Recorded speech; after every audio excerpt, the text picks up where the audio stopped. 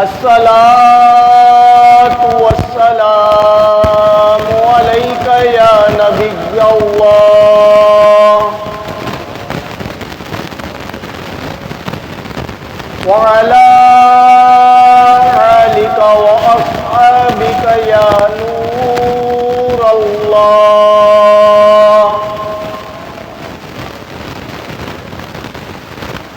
وقال النبي صلى الله تعالى عليه وسلم لا يؤمن أحدكم حتى أكون أحب إليه من والده وولده والناس أجمعين آمنت بالله صدق الله العظيم وصدق رسوله النبي الكريم. پچھلے جمعے میں نے آپ حضرات کے سامنے یہی حدیث مبارکہ تلاوت کرنے کا شرف حاصل کیا تھا، لیکن کیونکہ ٹائم جو ہے وہ زیادہ ہو گیا تھا تو میں نے کہا تھا کہ پھر کنٹینیو انشاءاللہ کریں گے. باقی تمام دوستوں سے میری گزارش ہے کہ جو اب تک مسجد میں تشریف نہیں لائے وہ جلد سے جلد اپنے کاموں سے فارغ ہو کر بلکہ اپنے تمام کاموں کو ترک کر کے مسجد جامع مسجد حضرت شیخ عبد القادر جیلانی رحمۃ اللہ تعالیٰ علیہ میں تشریف لے آئیں. اللہ تبارک و تعالیٰ قرآن مجید فرقان حمید میں ارشاد فرماتا ہے یا ایھا الذین آمنوا اذا نودی للصلاۃ من یوم الجمعۃ فاسعوا الی ذکر اللہ وذروا البیع. فرمایا کہ اے ایمان والوں جب تمہیں جمعے کے لیے بلایا جائے، ندا کی جائے، اذا نودی للصلاۃ جب تمہیں ندا کی جائے، فاسعوا الی فرمایا کہ پھر دوڑو اور جاؤ نماز کی طرف، ذروا البیع پھر فرمایا کہ خرید و فروخت یہ منع ہو جاتی ہے، پھر خرید و فروخت آپ نہیں کر سکتے، یہ منع ہے. بعض علماء کرام نے ارشاد فرمایا کہ یہ حرام ہو جاتی ہے اور بعض نے فرمایا کہ مکروہ تحریمہ ہو جاتی ہے. حرام کی دو قسمیں ہوتی ہیں، ایک مکروہ تحریمہ ایک مکروہ تنزیہ. مکروہ تحریمہ جو حرام کے قریب ہو، ٹھیک ہے، اس میں بھی انسان گناہ گار ہوتا ہے لیکن حرام کا گناہ اس سے زیادہ ہوتا ہے. اور مکروہ تنزیہ وہ ہوتی ہے کہ جو شریعت کو تو ناپسند ہو لیکن وہ گناہ نہیں ہوتی، لیکن اللہ اور اللہ کے رسول کو وہ چیز ناپسند ہوتی ہے. تو اسی لیے جمعے والے دن اکثر لوگوں کو ہم نے یہ دیکھا ہے کہ خرید و فروخت میں لگے رہتے ہیں، جبکہ حکم یہ ہے کہ جب اذان ہو جائے تو پھر جمعے کی تیاری میں مشغول ہو جاؤ، پھر جمعے کے لیے نماز کے لیے مسجد کی طرف جاؤ. پھر جب تم نماز سے فارغ ہو جاؤ تو اللہ تبارک تعالیٰ ارشاد فرماتا ہے فانتشروا پھر زمین کے اندر پھیل جاؤ اور اپنی رزق جو ہے اپنی روزی تلاش کرو. لیکن جب جمعے کی اذان ہو جائے تو اس ٹائم تمام کام چھوڑ دیں. اب یہاں پر تو یہ عالم ہے، میں 3 سال جو ہے سعودیہ میں رہا ہوں دمام کے شہر میں، وہاں پر میں کیا دیکھتا تھا کہ جیسے ہی اذان ہوتی تھی تو شرطے آ جاتے تھے، وہ گاڑی میں جو ہے ہارن بجاتے تھے، بس ایک ہی ہارن بجا کے وہ نکلتے تو لوگ دکانیں بھی بند نہیں کرتے تھے لیکن سب کے سب مسجد کی طرف اگر کوئی ان سے 1 لاکھ روپے کی بھی چیز خریدے منع کر دیتے تھے. وہ کہتے تھے کہ نہیں صلاح صلاح صلاح، بس وہ جو ہے نماز کی طرف چلے جاتے تھے، وہ خرید و فروخت نہیں کرتے تھے. عام نمازوں کی بات کر رہا ہوں، حالانکہ عام نمازوں میں یہ حکم نہیں ہے، یہ جمعے کے لیے حکم ہے کہ پھر خرید و فروخت بے و شرع یہ منع ہو جاتی ہے. پھر آپ کوئی بھی چیز خرید نہیں سکتے نہ ہی بیچ سکتے. اذان سے پہلے تمام کام نمٹا لیجئے یا پھر جمعے کی نماز کے بعد جو ہے نا آپ خرید و فروخت کر سکتے ہیں. لیکن یہاں پر دکانیں کھلی رہتی ہیں، لوگ جب جو ہے عربی والا خطبہ پڑھا جا رہا ہوتا ہے تو پھر لوگ جو ہے وہ مسجد میں تشریف لے کر آتے ہیں. تو اسی لیے جو لوگ میری آواز سن رہے ہیں اپنے گھروں میں یا اپنے کاموں میں مشغول ہیں، ان سے گزارش ہے کہ وہ گناہ گار نہ ہوں بلکہ جمعے کی تیاری میں مشغول ہو کے جلد سے جلد جامع مسجد حضرت شیخ عبد القادر جیلانی رحمۃ اللہ تعالیٰ علیہ میں تشریف لے آئیے. اگر وہ کسی اور مسجد میں جانا چاہتے ہیں تو وہاں جائیں، اگر اس مسجد میں آنا چاہتے ہیں تو اس مسجد میں. کوئی پابندی نہیں کہ آپ اسی مسجد میں آئیں. آپ کے قریب جو مسجد ہے آپ وہاں چلے جائیں، لیکن خرید و فروخت کام وغیرہ سب جو ہے وہ جیسے ہی اذان ہو وہ بند کر دیا کریں تاکہ آپ گناہگار نہ ہوں۔ تو میں عرض یہ کر رہا تھا کہ میں نے حدیث مبارکہ تلاوت کرنے کا شرف حاصل کیا تھا، وہی حدیث مبارکہ آج دوبارہ میں نے تلاوت کی۔ لا یؤمن احدکم حتی اکون احب الیہ من والدہ وولدہ والناس اجمعین۔ نبی کریم صلی اللہ تعالیٰ علیہ وسلم نے ارشاد فرمایا تم میں سے اس وقت کوئی مومن نہیں ہو سکتا۔ اب اس کی شرح کرتے ہوئے شارحین نے ارشاد فرمایا کہ یہاں پر مراد یہ کہ وہ کامل ایمان والا نہیں ہوگا، ایمان والا تو ہوگا لیکن کامل ایمان والا پھر وہ نہیں ہوگا کہ جب تک علیہ الصلوۃ والسلام نے ارشاد فرمایا کہ وہ مجھے اپنے والدین سے، اپنے بیوی بچوں سے اور تمام لوگوں سے بڑھ کر مجھ سے محبت نہ کرے۔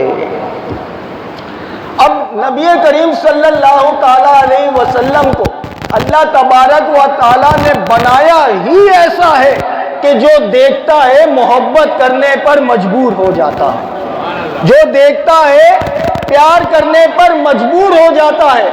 اللہ تبارک و تعالیٰ نے چار قسمیں کھا کر فرمایا کہ اے محبوب ہم نے آپ کو بہت ہی خوبصورت پیدا فرمایا۔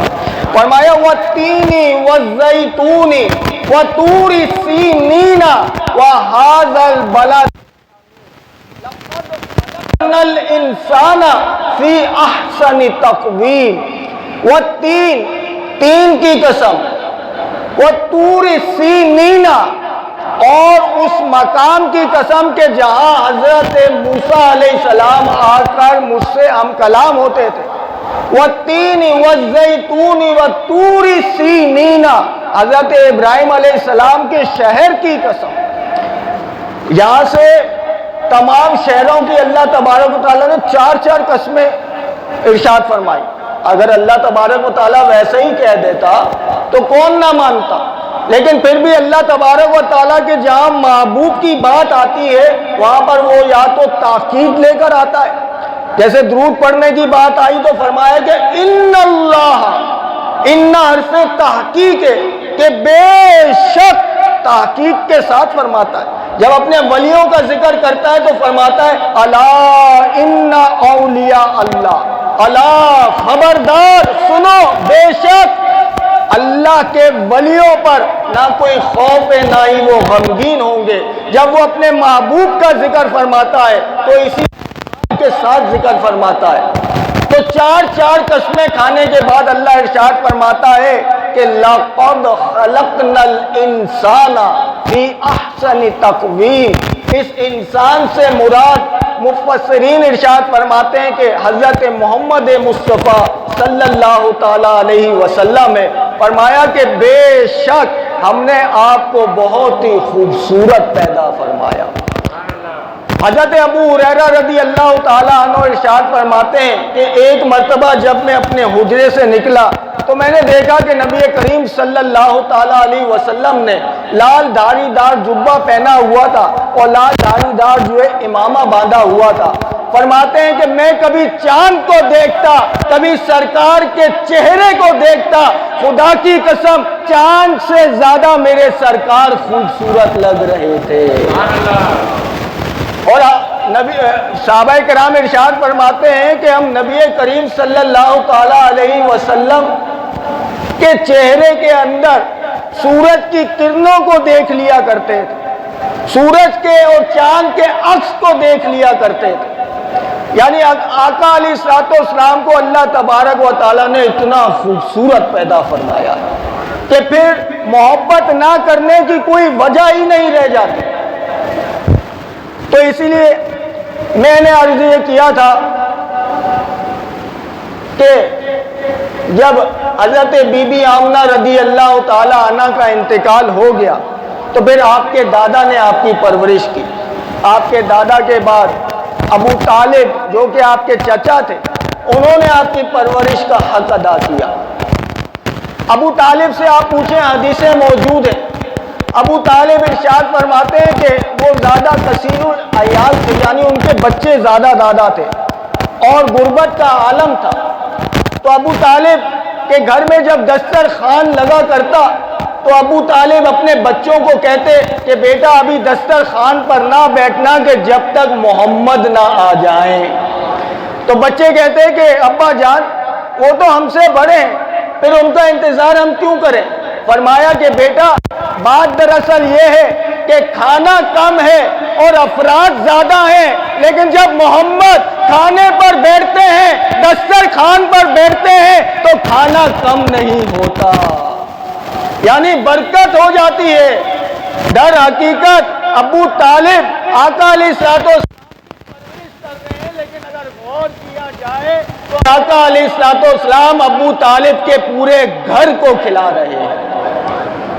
تو اس لیے پھر جب آپ کی عمر مبارکہ بڑھتی چلی گئی، جب آپ 25 سال کی عمر میں آپ نے قدم رکھا تو سوچیں کہ کیا عالم شباب ہوگا۔ اللہ تبارک و تعالیٰ جن کے چہرے کو والضحیٰ کہتا ہے، جن کی زلفوں کو واللیل کہہ کے یاد کرتا ہے، کیا عالم شباب ہوگا، کیسا زبردست نورانی چہرہ ہوگا، ذرا تصور تو کیجئے۔ جب 25 سال کی عمر میں آپ نے قدم رکھا تو ابو طالب نے کہا کہ میرے بیٹا محمد صلی اللہ تعالی علیہ وسلم، آپ درود پاک پڑھ لیا کیجئے جب بھی سرکار کا نام آئے،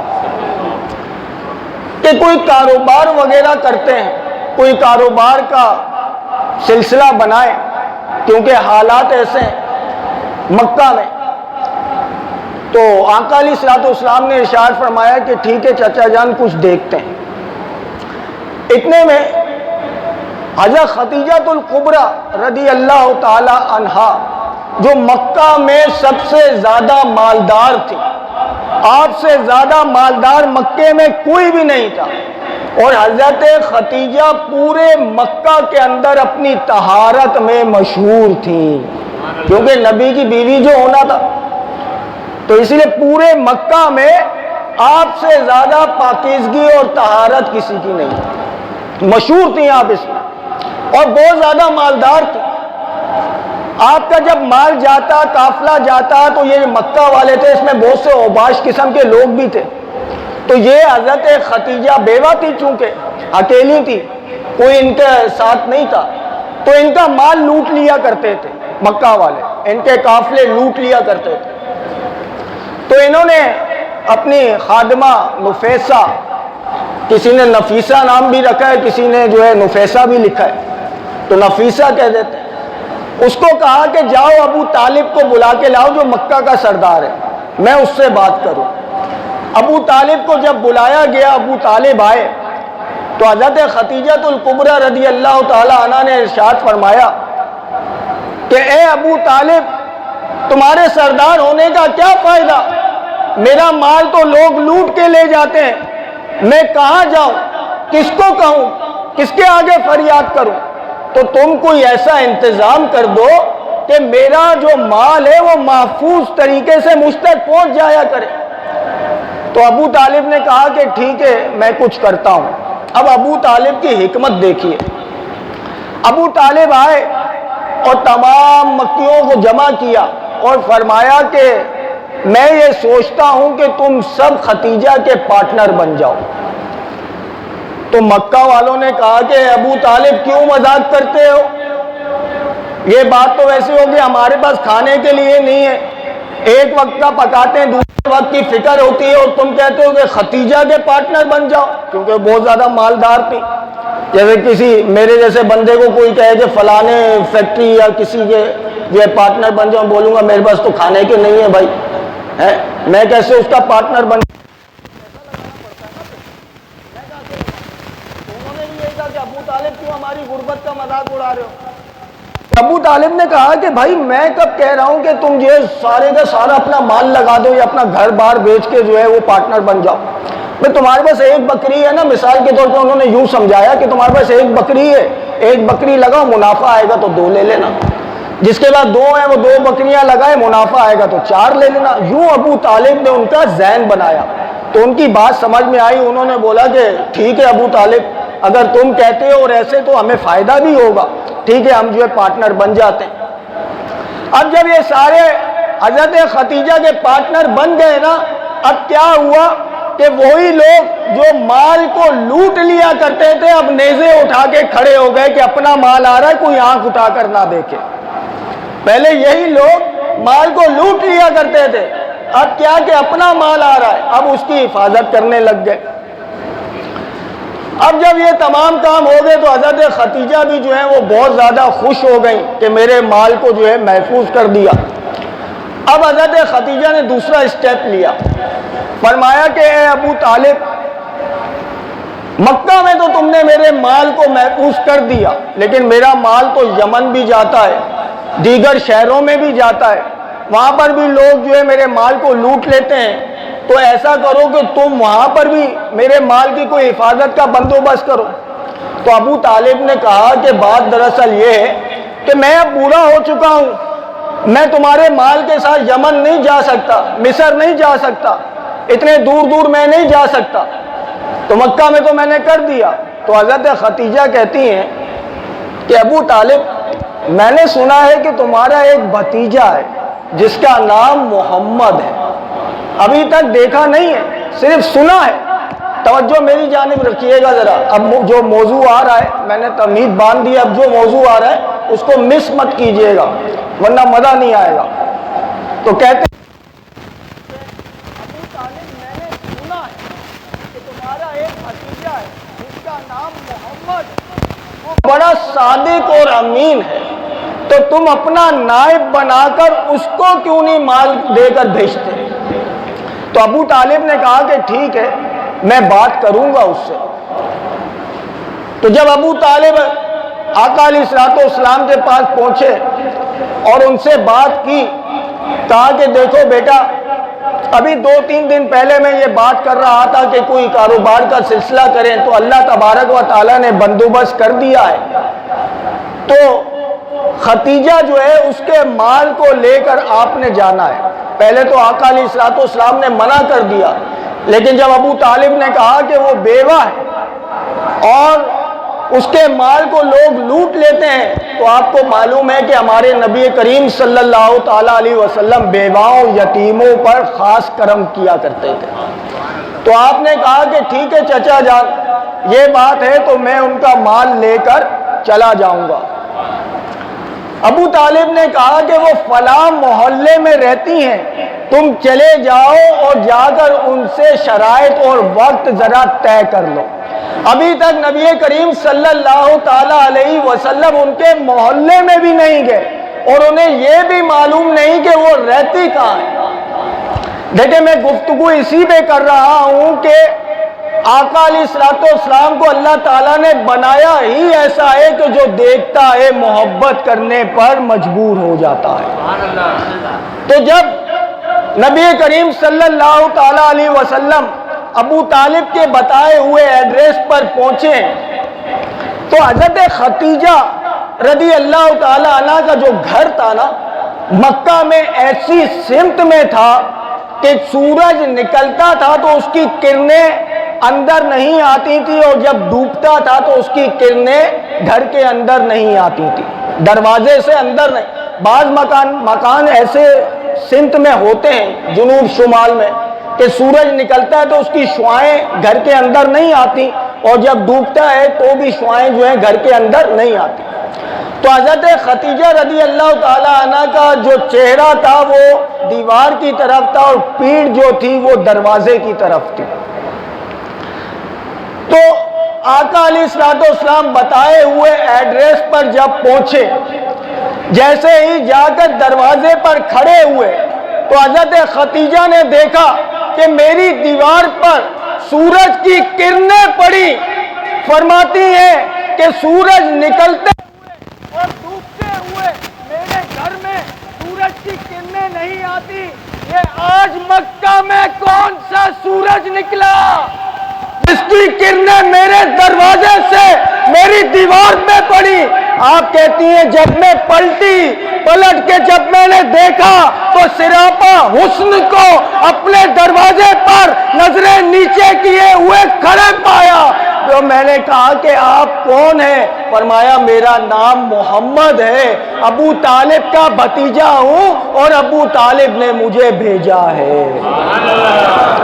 یہ حسن کا عالم کہ آپ کے چہرے سے شعائیں نکل کر حضرت خدیجہ کے دیوار پہ پڑی تو سوچیں کہ آقا علیہ الصلوۃ والسلام کے حسن کا عالم کیا ہوگا۔ فرماتی ہیں کہ جب میں پلٹی تو میرے نیچے سے زمین کھسک گئی۔ میں نے کہا کوئی اتنا حسین و جمیل بھی ہو سکتا ہے؟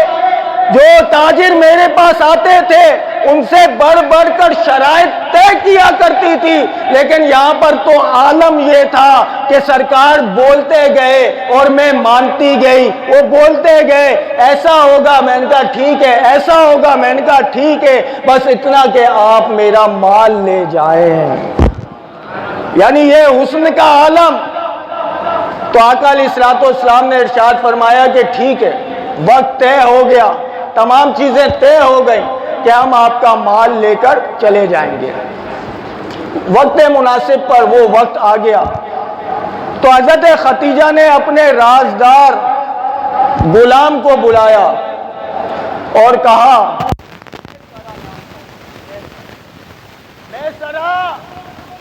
میں ہر قافلے کے پیچھے تجھے بھیجا کرتی تھی کہ اس مال پر نظر رکھنا، یہ کوئی گھوٹالہ نہ کرے۔ تو سن میسرا، اس دفعہ تجھے مال پر نظر نہیں رکھنی، اس بار تجھے محمد پر نظر رکھنی ہے۔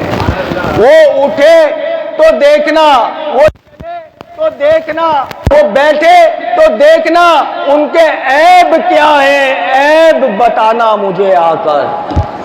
میسرہ نے کہا مالکن تیرا نمک کھایا ہے، حلال کروں گا اور آ کر تجھے سب سچ سچ بتاؤں گا۔ تو وقت مناسب پر حضرت خدیجہ اپنی خادمہ جو تھی نفیسہ، اس کے ساتھ بالا خانے میں بیٹھی ہوئی تھی اور قافلہ جو ہے وہ گیا اور مٹی کی گرد میں غائب ہو گیا۔ کچھ دنوں کے بعد قافلے کی آمد کی، آنا تھا اس قافلے نے۔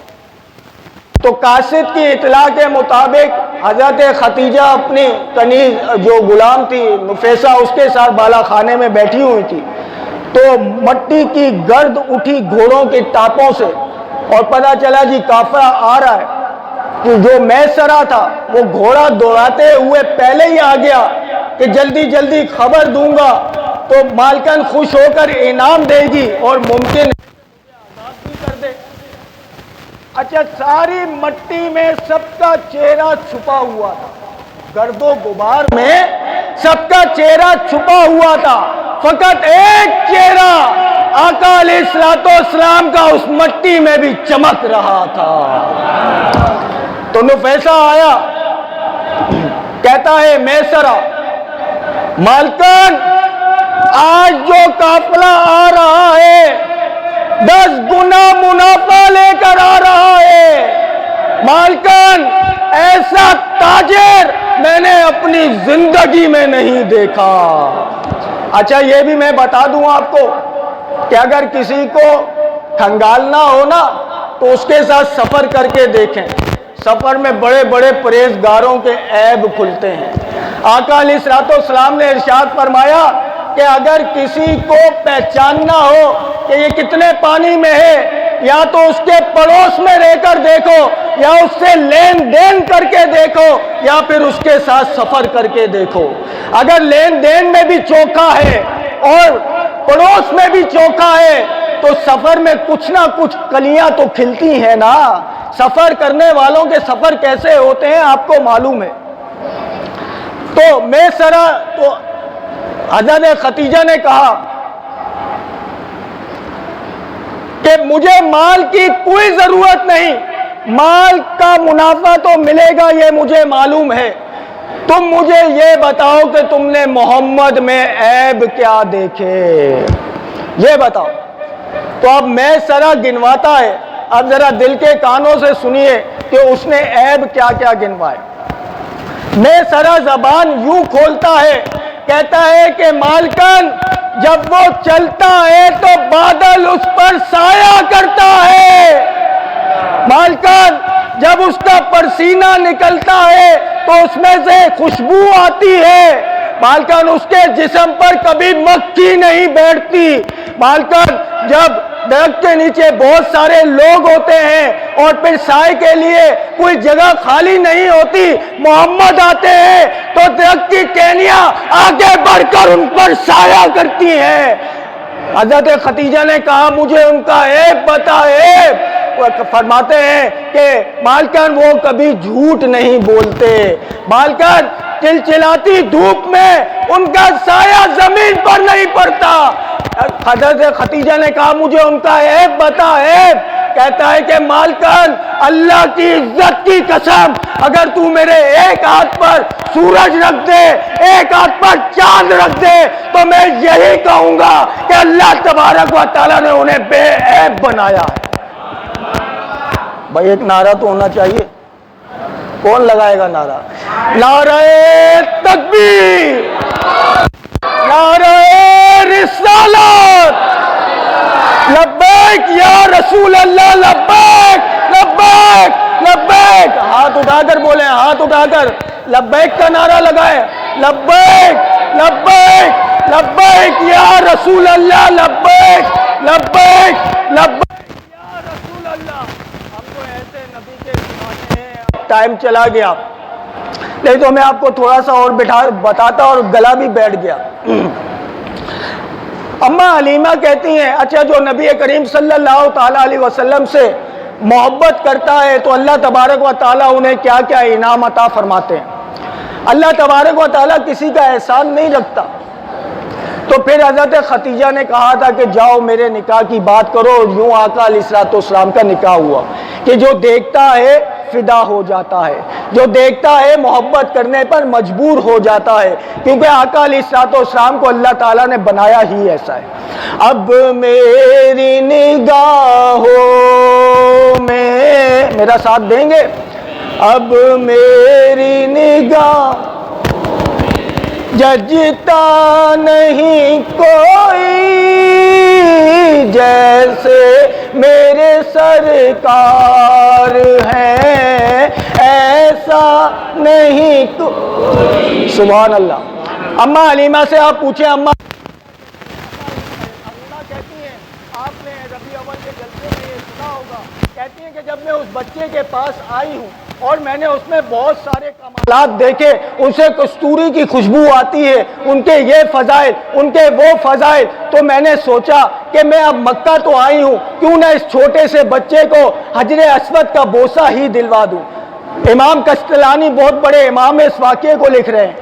تو حضرت حلیمہ کہتی ہیں کہ میں چھوٹے سے بچے کو لے کر گئی حجر اسود کا بوسہ دلوانے کے لیے، میں نے کمر کو تھوڑا سا سہارا دے کر میں نے جھکایا، ابھی حضرت محمد صلی اللہ تعالیٰ علیہ وسلم کے لب حجر اسود تک نہیں پہنچے تھے کہ میں نے یہ منظر دیکھا کہ حجر اسود اپنے مقام سے باہر آیا اور آقا علیہ الصلوۃ والسلام کے لبوں کو چوم کر واپس چلا گیا۔ تو اللہ تبارک و تعالیٰ نے اسی لیے تو مکہ سے تمام پتھر باہر پھینک دیے گئے، لیکن حجر اسود بھی پتھر تھا، اسے کیوں پھینکا نہ گیا؟ اس لیے نہ پھینکا گیا کہ باقی پتھر آقا علیہ الصلوۃ والسلام کی دشمنی میں بیٹھے ہوئے تھے اور یہ پتھر آقا علیہ الصلوۃ والسلام کو چومتا تھا، اسی لیے مکہ میں ہی رہ گیا۔ اللہ تبارک و تعالیٰ نے ارشاد فرمایا کہ ہم کسی کا احسان نہیں رکھتے، اے حجر اسود تو نے ایک بار میرے محمد کو چوما ہے، میں قیامت تک تجھے چمواتا رہوں گا، اور جو چومنے کو جائز کہتے ہیں وہ بھی چومیں گے، جو ناجائز کہتے ہیں وہ بھی قطار لگا کر چومیں گے۔ آج جو عمرہ کرنے جاتے ہیں مکہ میں، کیا وہ حجر اسود کو نہیں چومتے؟ اسلام کسے کہتے ہیں؟ جب تک چومو گے نہیں ہے تو طواف ہی شروع نہیں ہوگا۔ اگر رش ہے چوم نہیں سکتے تو پھر استلام کرو، ہاتھوں کو اٹھا کے ہاتھوں کو چومو، چومنا تو پڑے گا، چومنا تو پڑے گا، یہاں نہیں تو وہاں۔ تو حجر اسود نے ایک بار سرکار کی تعظیم کی، گویا پتھر یہ ذہن دے رہا ہے اگر عزت والا بننا ہے تو مصطفیٰ کی تعظیم کر، عزت والا بن جائے گا۔ اللہ تبارک و تعالیٰ سے دعا ہے کہ اللہ تبارک و تعالیٰ ہمیں آقا علیہ الصلوۃ والسلام سے سچی پکی محبت کرنے کی توفیق رفیق مرحمت فرمائے۔